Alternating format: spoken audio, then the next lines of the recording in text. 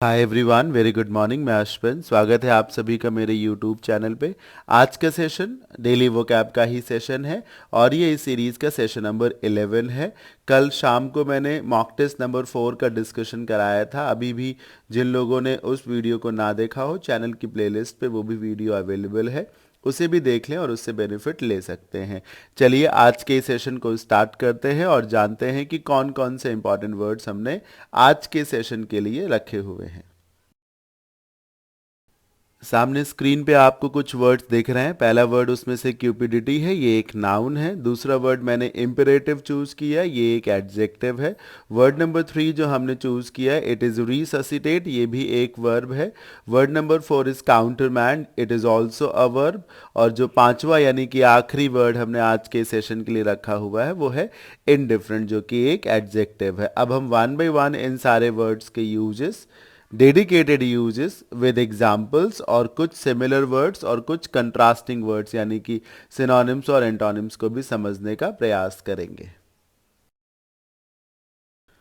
Word number 1 cupidity, जैसा कि आप देख सकते हैं कि ये एक नाउन है। कैसे नाउन है? मीनिंग से भी और शक्ल से भी। शक्ल से कैसे? मैं बार बार ये बात बताता आ रहा हूँ कि अगर किसी वर्ड के एंड में टी वाई लगा हो तो वो एक नाउन बन जाता है। क्यूपिडिटी, टी वाई, जैसे ऑनेस्टी, ब्यूटी, ब्रुटैलिटी, क्रूवलिटी, ये सब नाउन के सिम्टम्स हैं।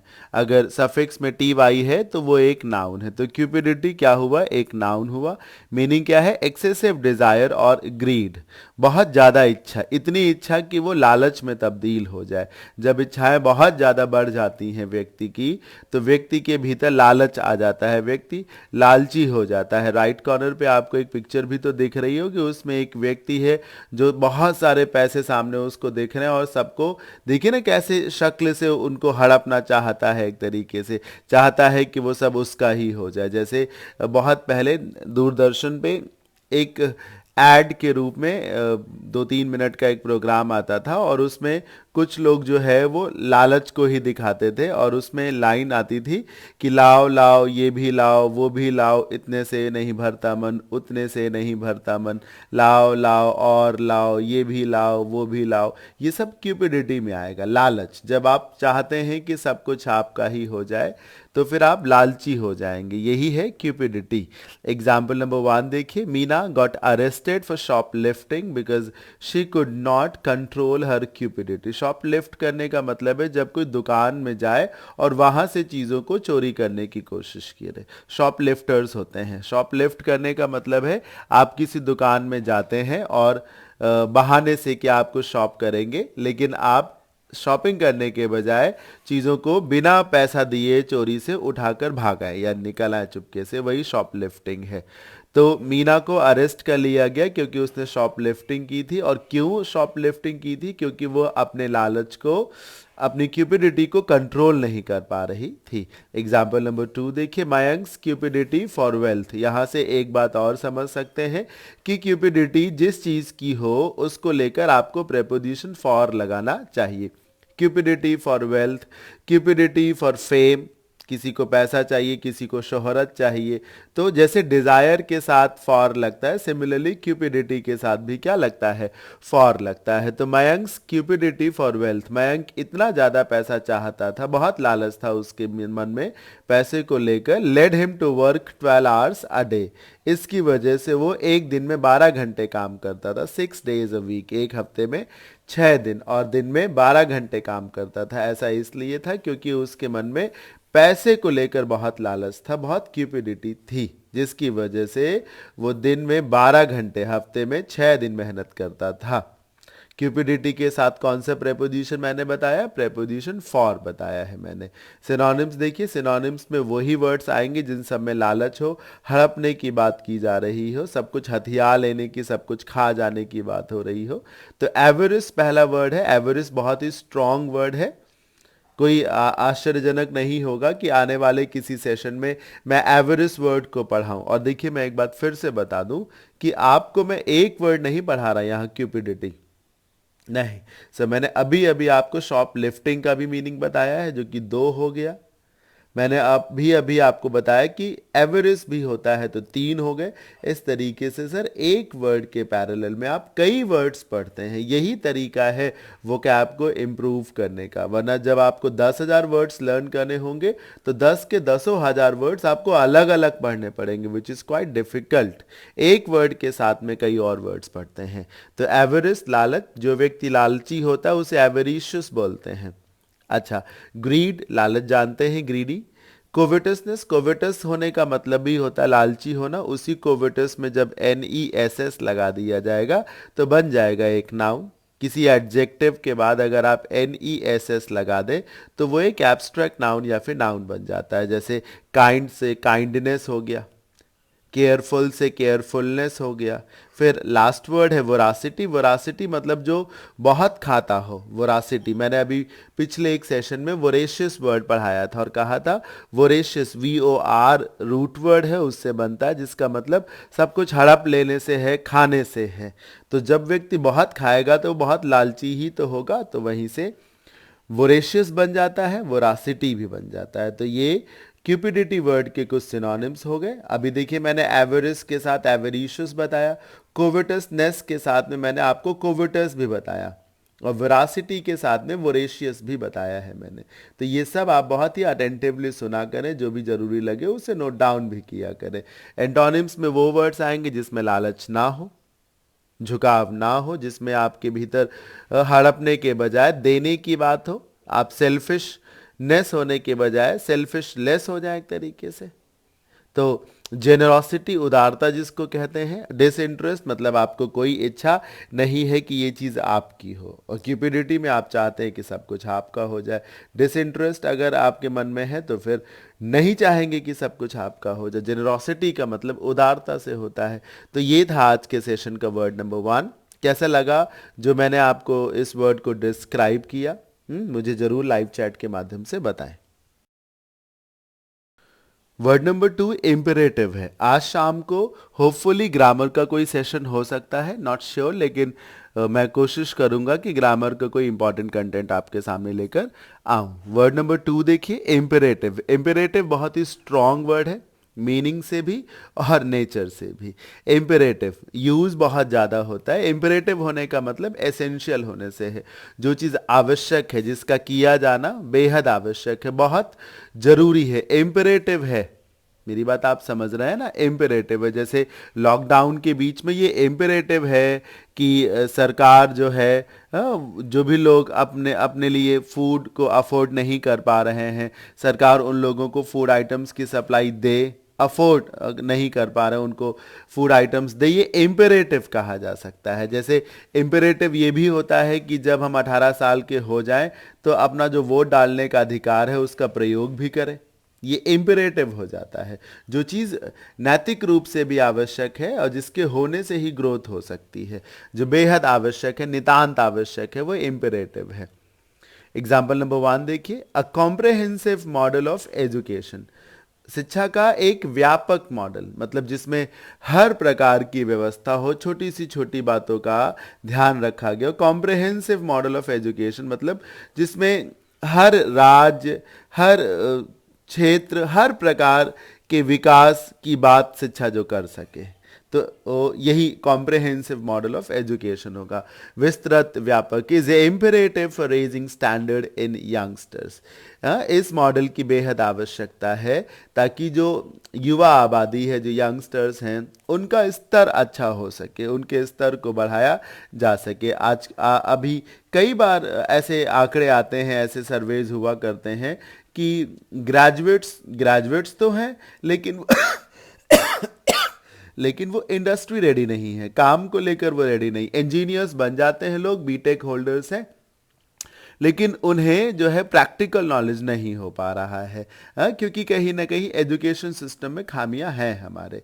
तो हमें इन सारी खामियों को दूर करने के लिए what is required that we form some comprehensive model of education. So forming a comprehensive model of education is imperative to raise standard in our youngsters. आवश्यक है। एग्जाम्पल नंबर 2 देखिए, it is imperative for political leaders to be good communicators. जो भी राजनेता हो या जो भी नेता हो, जो लीडर हो, उसका एक अच्छा कम्युनिकेटर होना बहुत आवश्यक है। सेनापति बहुत अच्छा बोलने वाला होना चाहिए, उसकी बात में एक वजन होना चाहिए। Leader has to be a good communicator, उसे अपनी बात को अच्छे से कहना आना चाहिए, ये आवश्यक है। It is imperative for a leader to be good communicator. आवश्यक, अब सिनोनिम्स देखिए। एसेंशियल, रिक्वायर्ड, वाइटल, क्रूशल, इन सब का मतलब आवश्यक से ही होता है। It is vital, it is crucial, मतलब नेसेसरी जिसको कहा जा सकता है, ऑब्लिगेटरी, मैंडेटरी, कंपल्सरी, इंपॉर्टेंट जिसको कहा जा सकता है। एंटोनिम्स में वो सारे वर्ड्स आएंगे जो आवश्यक ना हो यानी गैर जरूरी हो, जो वैकल्पिक हो, मैंडेटरी ना हो तो नॉन एसेंशियल हो गया। अवॉइडेबल, जिसे टाला जा सकता है, एक ऑप्शनल हो गया। एक मैंडेटरी होता है, किया जाना जरूरी है, एक ऑप्शनल है, वैकल्पिक, किया जाए या ना किया जाए। तो ये इंपेरेटिव वर्ड हो गया। सर देखिए, इंपेरेटिव वर्ड फिलर्स में क्लोज टेस्ट में बहुत पूछा जाता है। ये वर्ड इसलिए मैंने आप सबको पढ़ाया कि जनरली इंपेरेटिव वर्ड पढ़ाया नहीं जाता है। हाँ, जनरली इंपेरेटिव सेंटेंसेस ही बता दिए जाते हैं जिनको हिंदी में आज्ञा सूचक वाक्य कहते हैं। तो इंपेरेटिव सेंटेंसेस में जो इंपेरेटिव वर्ड आता है, इसका बहुत ही यूनिक यूज़ है, बहुत ही स्ट्रॉन्ग यूज़ है, जो मैंने समझाने की कोशिश की है। उम्मीद है समझ में भी आया होगा आप सभी को। तो सीख लीजिए, imperative something that has to be done, something that should be done, something that must be done, something that must be taken into consideration, इसको कहा जाता है इंपेरेटिव। Very very required. चलिए वर्ड नंबर 3 देखते हैं अब। Word number 3 is resuscitate. Right corner पे आपको एक पिक्चर दिख रही जिसमें पॉसिबली एक व्यक्ति को दिल का दौरा पड़ता है, हार्ट बीट उसकी थमने वाली है और कोई मेडिकल स्टाफ है वो उसे पंप कर रहा है, प्रेस कर रहा है बहुत ज़्यादा, ताकि हार्ट जो है पंपिंग फिर से स्टार्ट कर दे, है ना। बहुत तेज़ी से पुश कर रहा है, धक्का दे रहा है, प्रेस कर रहा है। जो मेडिकल स्टाफ है और जिसका हार्ट लगभग जो है रुकने वाला है, इसी को कहा जाता है रिससिटेट।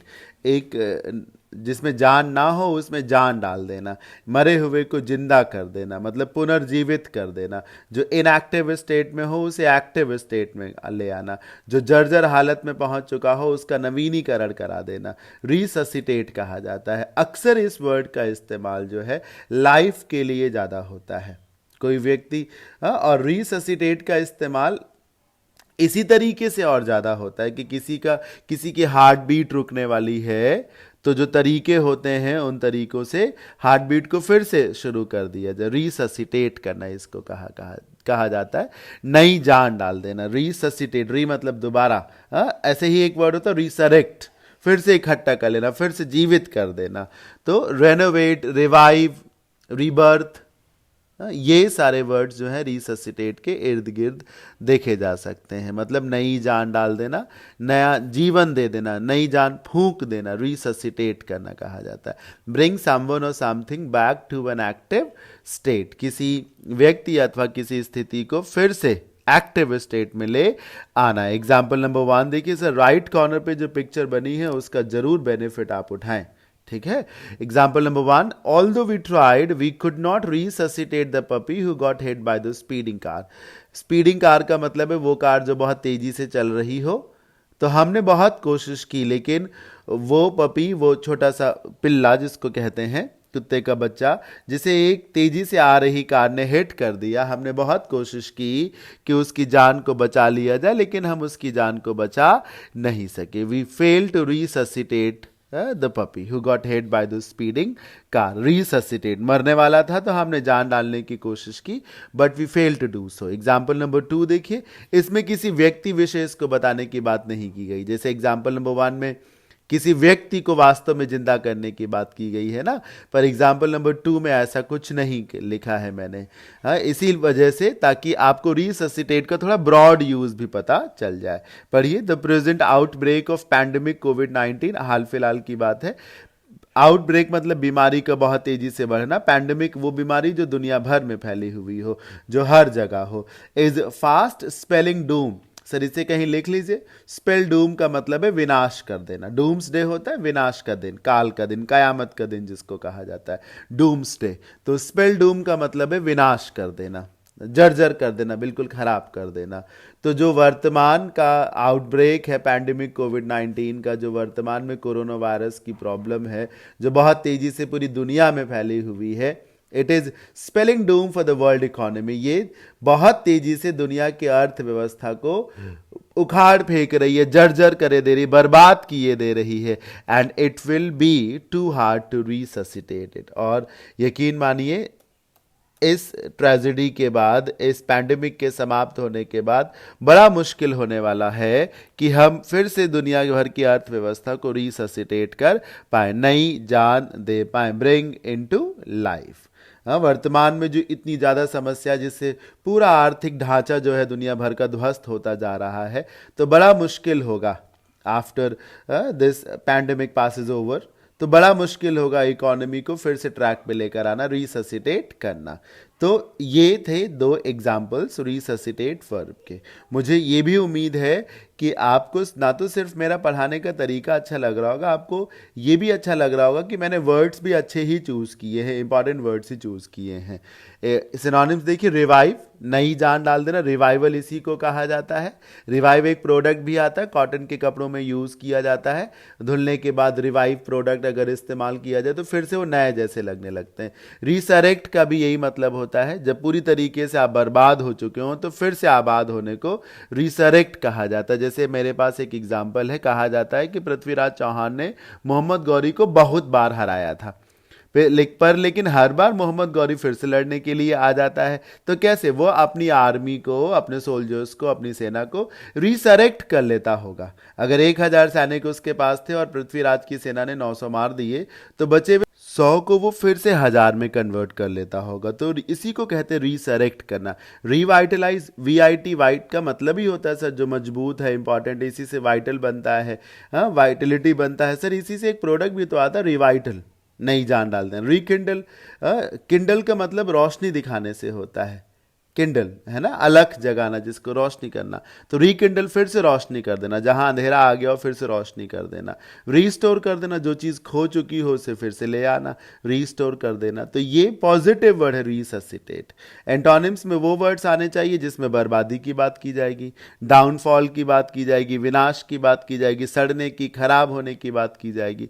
तो वही लिखा, डिके, सड़ जाना, विदर, मुरझा जाना। जैसे जैसे बहुत तेज धूप हो तो पेड़ नहीं मुरझा जाता, तो विदर कर जाता है। पेरिश का मतलब भी होता है सर खराब हो जाना, विलुप्त हो जाना, मुरझा जाना, सड़ जाना, खराब हो जाना, मिट जाना जिसको कहा जा सकता है।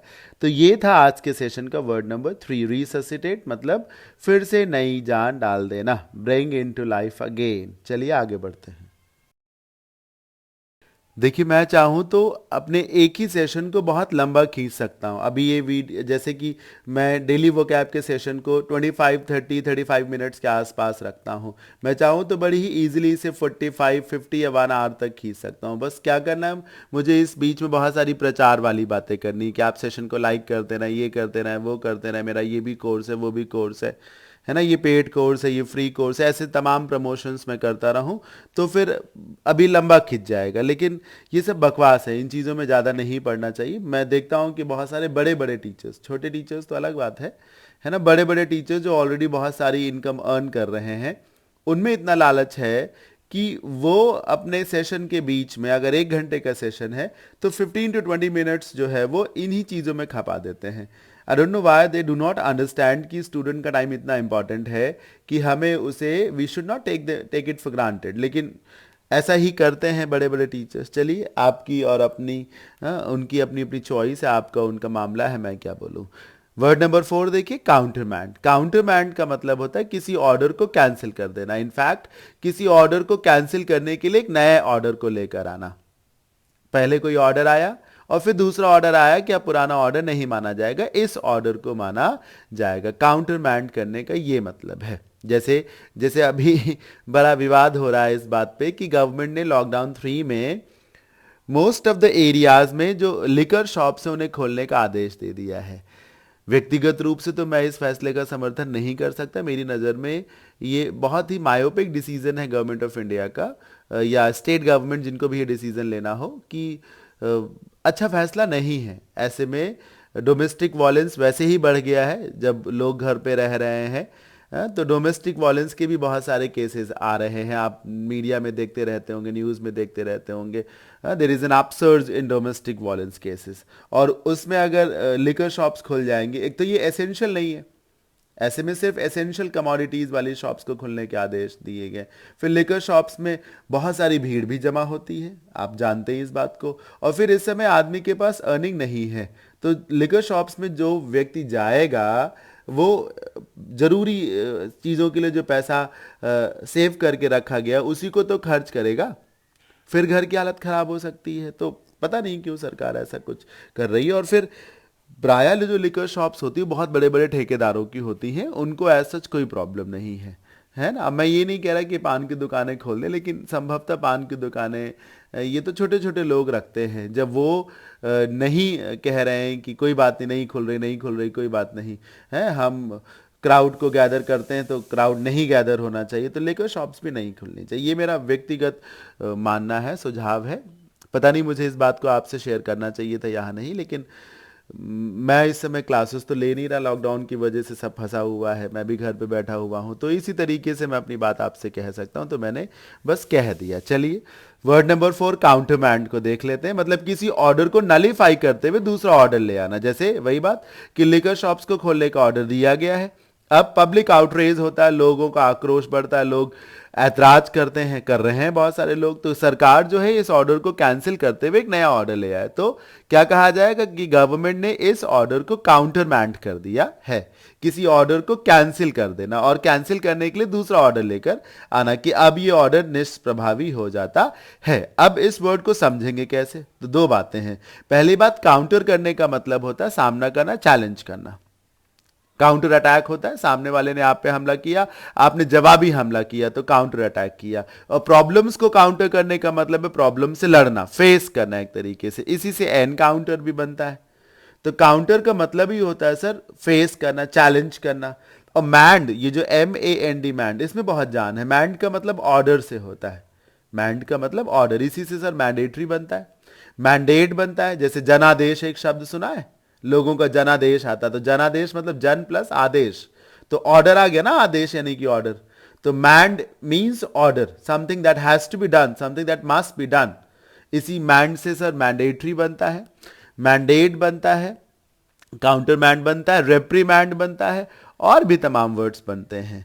तो काउंटरमैंड, मैंड मतलब ऑर्डर, और काउंटरमैंड मतलब ऑर्डर को कैंसिल करता हुआ कोई ऑर्डर, किसी ऑर्डर के ऊपर जो ऑर्डर आ जाए वो काउंटरमैंड हो गया, किसी ऑर्डर को रद्द कर देना। टू कैंसिल और रिवर्स अ प्रीवियसली इशूड कमांड और ऑर्डर, पहले जारी किए गए किसी निर्देश या फिर आदेश को कैंसिल करते हुए एक नए ऑर्डर को, नई विज्ञप्ति को जारी करना ही काउंटरमैंड करना कहा जाता है।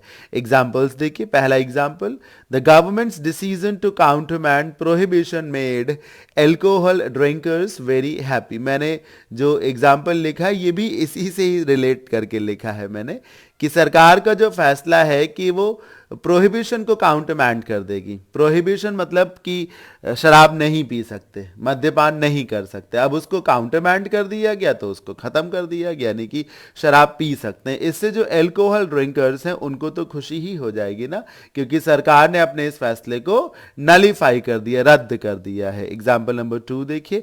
After learning his troops would be out numbered in battle, battle मतलब युद्ध, लड़ाई, और किसी को आउट नंबर कर देने का मतलब है हरा देना। So after learning that his troops would be outnumbered in battle, ये समझने के बाद, ये समझते हुए कि अगर युद्ध हुआ तो जो उसका सैन्य बल है, जो उसके अपने सोल्जर्स हैं, वो आउट नंबर हो जाएंगे। आउट नंबर होने का मतलब है कि संख्या में कम पड़ जाएंगे, हार जाएंगे। The colonel elected to countermand the order, तो the colonel decided to countermand the order and return to camp. तो कर्नल ने ये डिसाइड किया कि वो अपने ऑर्डर को, जो उन्होंने पहले तय किया हो कि हम अटैक करेंगे, तो उन्होंने ये तय किया कि वो अपने उस ऑर्डर को कैंसिल करते हैं, काउंटरमैंड करते हैं और कैंप की ओर वापस चले जाएंगे, क्योंकि अगर लड़ेंगे तो हार सकते हैं, इसलिए हम पीछे आ जाएंगे, हम अपने इस ऑर्डर को वापस ले लेते हैं। ये कर्नल ने जारी किया। ये थे दो एग्जाम्पल्स काउंटरमैंड के। फटाफट सिमिलर वर्ड्स भी देख लीजिए। ओवर रूल, रूल के ऊपर कोई रूल आ जाए जिसकी वजह से पिछला रूल जो है वो बेकार हो जाए। रिवोक, किसी फैसले को रद्द कर देना, रिवोक करना। रिवोक में VOK नाम का रूट वर्ड आया जिसका मतलब ही होता है बोलना। रिसेंड का मतलब ही पीछे लौटना। रिपील करना, किसी ऑर्डर को, किसी लॉ को जब रिपील किया जाता है तो अब वो लॉ एग्जिस्टेंस में नहीं रहा, वो नियम, कानून, एक्ट खत्म हो गया, अबहॉर हो गया। हाँ सॉरी, अबॉर नहीं, अबॉलिश लिखा हुआ है, तो अबॉलिश हो गया, समाप्त कर देना। डू अवे विथ, छुटकारा पाना। सेट असाइड का भी यही मतलब है, एक तरीके से किनारे कर देना किसी चीज को, है ना, किसी नियम को सेट असाइड कर दिया, उसे रद्द कर दिया गया। तो ये कुछ इंपॉर्टेंट सिनोनिम्स भी मैंने दिए आप सभी को। अब एंटोनिम्स देख लीजिए। एंटोनिम्स में वो वर्ड्स आने चाहिए जिसमें ऑर्डर को कैंसिल करने की बात ना आए, बल्कि उसे लागू करने की बात आए। तो री इनफोर्स, रीइटरेट, रीइटरेट मतलब फिर से बोलना। जैसे जब आप कोई मांग करते हैं कि हमें ये चाहिए और बाद में आप फिर से कहते हैं, तो you reiterate your demand, you reiterate your demand, फिर से मांग करना। री इन्फोर्स, फिर से लागू कर देना, इंप्लीमेंट कर देना एक तरीके से। तो ये था आज के सेशन का सेकेंड लास्ट वर्ड, यानी कि काउंटरमैंड, जिसका मतलब था किसी ऑर्डर को रद्द कर देना। मैंड एक रूट वर्ड है जिसका मतलब ही ऑर्डर से होता है, और काउंटर चैलेंज करने के लिए आ सकता है। चलिए वर्ड नंबर 5 को देख लेते हैं। वर्ड नंबर 5 को पढ़ाने से पहले मैं फर्स्ट टाइम आपसे ये आज के सेशन में बोल रहा हूँ कि आपने अगर अभी तक इस वीडियो को लाइक ना किया हो तो लाइक कर दें, थोड़ा सा प्रमोट कर दें आप मेरे को। लाइक करने की क्या आवश्यकता है, यही आवश्यकता है कि आप मुझे प्रमोट कर देंगे। प्रमोट करने से मुझे एक तरीके से एक स्ट्रेंथ मिलेगी, एनर्जी मिलेगी, मैं ज़्यादा से ज़्यादा वीडियोज़ को और रिकॉर्ड करूँगा। और यकीन मानिए आप सबके बहुत काम की ये चीज़ें हैं। अब देखिए बहुत से टीचर्स पढ़ाते राम घर जाता है, पर सर ये पेपर में नहीं आता है, तो फिर राम घर जाता है पढ़ाने की क्या आवश्यकता है? हैं? उठो बैठ जाओ, ये सारी चीजें बार बार पढ़ाने का क्या मतलब है? ये तो बहुत ही छोटी सी बात है। अगर इसी में लंबे समय तक कोई उलझा रहेगा तो सीखेगा कैसे कुछ जो इंपॉर्टेंट है या जो बड़ा है, जो पेपर में आता है। खैर पढ़िए। इनडिफरेंट, इनडिफरेंट का मतलब होता है उदासीन, और उदासीन होने का मतलब है कि कोई फर्क नहीं पड़ता, कोई जिए या मरे। जैसे आई डोंट केयर, मेरी बात आप समझ रहे हैं ना? हाँ, आई डोंट केयर। देखिए जो इमेज बनी है वो इमेज भी कुछ ऐसा ही कहना चाह रही है। आपको दिख रहा है कि नहीं दिख रहा? जो इमेज बनाई गई है उस इमेज से भी यही बात पता चल रही है कि कोई फर्क नहीं पड़ता एक तरीके से, कोई जिए या मरे। तो इनडिफरेंट, डिफरेंट का ऑपोजिट है सर। डिफरेंट होने का मतलब है कि आप कुछ बदलाव करेंगे, और इनडिफरेंट का मतलब है कि आप अपनी स्थिति में कोई बदलाव नहीं करेंगे। जैसे कई बार कोई बैठा हुआ होता है और हम आवाज दे रहे होते हैं पर कोई फर्क नहीं पड़ता। जैसे भगवान शिव, भोलेनाथ की बात कर लीजिए, कोई आवाज लगा रहा लेकिन भोलेनाथ अपने में मस्त है, तो इनडिफरेंट हो जाना इसको कहा जाता है। वैसे तो सर इनडिफरेंट वर्ड नेगेटिव ही है, लेकिन कभी कभी पॉजिटिव हो जाता है। पॉजिटिव कैसे हो जाता है वो समझिए, क्योंकि नेगेटिव तो अभी यहां पर आपको एग्जांपल्स में भी पता चल जाएगा। पॉजिटिव तब हो जाता है जब कोई व्यक्ति समस्याओं से विचलित ना हो, डर करके भाग ना जाए, तो वो इनडिफरेंट होना पॉजिटिव है। समस्याएं जब किसी के हौसले को डिगा ना पाए, उसे विचलित ना कर पाए, तो वो इनडिफरेंस पॉजिटिव है। जब कोई सुख और दुख में एक समान व्यवहार करे, सुख में भी वो बहुत ज्यादा उतावला ना हो जाए, दुख में भी वो बहुत ज्यादा रोदन ना करे, रोए ना, तो ऐसी इनडिफरेंस का होना जरूरी है। ये पॉजिटिव ट्रेट हो सकता है। हालांकि इनडिफरेंट प्रायः किसी की समस्याओं के प्रति उदासीन होने के लिए, किसी की तकलीफों के प्रति, अपनी नहीं किसी दूसरे की तकलीफों के प्रति उदासीन होने के लिए होता है। अपनी जिम्मेदारियों के प्रति उदासीनता दिखाने के लिए आता है। तो जिम्मेदारियों के प्रति उदासीनता कहां से जस्टिफिएबल है? बिल्कुल नहीं है। इसीलिए इनडिफरेंट नेगेटिव सेंस ही कैरी करता है। नॉट इंटरेस्टेड इन और कंसर्न्ड अबाउट समथिंग, कोई दिलचस्पी ना लेना किसी चीज में, कोई चिंता ना रखना किसी चीज को लेकर। Example number 1, as volunteers, volunteers उन लोगों को बोलते हैं जो स्वेच्छा से किसी अच्छे काम को प्रोत्साहन दे रहे हो, जो स्वेच्छा से जन जन सुधार के काम कर रहे हो, स्वेच्छा से अपनी सेवाएं दे रहे हो। We are going door to door, volunteers होने के नाते हम घर घर जा रहे हैं। In hopes of getting indifferent voters, indifferent voters मतलब वो वोटर्स जो उदासीन रहते। वोटर्स उदासीन रहने का क्या मतलब है कि या तो वो वोट डालने ही नहीं जाते होंगे, या तो फिर वो ये तय कर ले होते होंगे कि हम सिर्फ इसी पार्टी को, इसी नेता को वोट देंगे, भले ही वो अच्छे काम कराए या फिर काम ना कराए। To come out to the booths मतलब हाँ, यहां पर वो लोग जो वोट ही नहीं करते।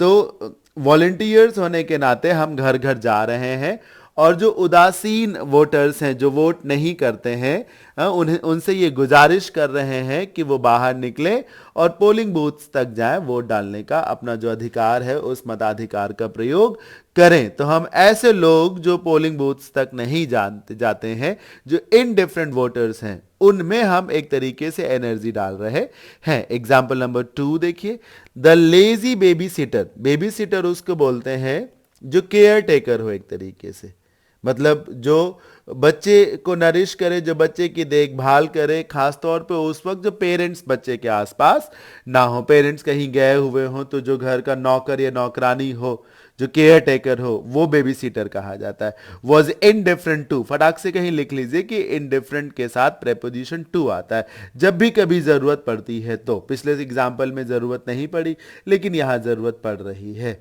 तो बेबी सिटर जो थी वो इनडिफरेंट थी to the children jumping around her. बच्चे जिनकी वो केयर करने के लिए वहां अपॉइंट की गई थी, तो बच्चे उसके इर्द गिर्द खूब उछल कूद कर रहे थे, लेकिन उस बेबी सिटर को कोई फर्क ही नहीं पड़ा था, वो उनके उछल कूदने पर ध्यान ही नहीं दे रही थी। ये था उसका इनडिफरेंट होना। मान लो अपने फोन में बिजी हो, चैट कर रही हो, तो बच्चे इर्द गिर्द खेल रहे थे, उछल कूद कर रहे थे, कुछ रो रहे थे, लेकिन उसके कानों तक आवाज ही नहीं जा रही थी, उसकी आंखों से उसको कुछ दिख ही नहीं रहा था। तो she was indifferent to the activities taking place around हर।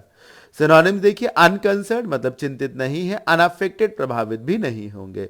अब एंटोनिम्स में वो वर्ड्स आने आएंगे जिसमें आपको प्रभाव पड़ेगा, फर्क पड़ेगा, जिसमें आप चिंता करेंगे। तो कंसर्न हो जाएगा, कनेक्टेड हो जाएगा, सेंसिटिव हो जाएगा। तो ये था आज का सेशन जिसमें हमने कुछ बहुत ही इंपॉर्टेंट वर्ड्स पढ़े, क्यूपिडिटी, इंपेरेटिव, रिससिटेट, काउंटरमैंड और इनडिफरेंट। उनके कुछ डेडिकेटेड यूजेस भी मैंने आप सबको बताए, कुछ अच्छे सिनोनिम्स और एंटोनिम्स भी आप सबसे शेयर किए। कैसा लगा आप सभी को सेशन, मुझे ज़रूर बताएं। अपने प्रेशियस कमेंट्स को देना ना भूलें, ज़्यादा से ज़्यादा आप कमेंट्स करेंगे तो मुझे ज़्यादा से ज़्यादा समझ में आएगा कि आपको मेरा एफर्ट्स कैसा नज़र आता है, कैसा लगता है। और धीरे धीरे दुनिया पॉपुलर होती है, मैं भी धीरे धीरे स्टेबल हो जाऊंगा इस ऑनलाइन मार्केट में भी। जैसे मुझे ऑफलाइन मार्केट में स्टेबल होने में थोड़ा सा टाइम लगा था। सन 2013 में मैंने अपने इंस्टीट्यूट को स्टार्ट किया था विद हार्डली 15 to 20 स्टूडेंट्स, और फिर अभी 2020 में जब मैं ये सेशन रिकॉर्ड कर रहा हूँ, तो अभी एक बड़ी ऑडियंस को मैं रोज हैंडल करता हूँ, है ना। ये सब आपका प्रेम है, लगाव है, थोड़ी बहुत मेरी मेहनत भी है। चलिए इस सिलसिले को जारी रखते हैं, शाम को मिलेंगे hopefully with a session, with a fresh session on grammar. Till then take care, bye bye, see you soon.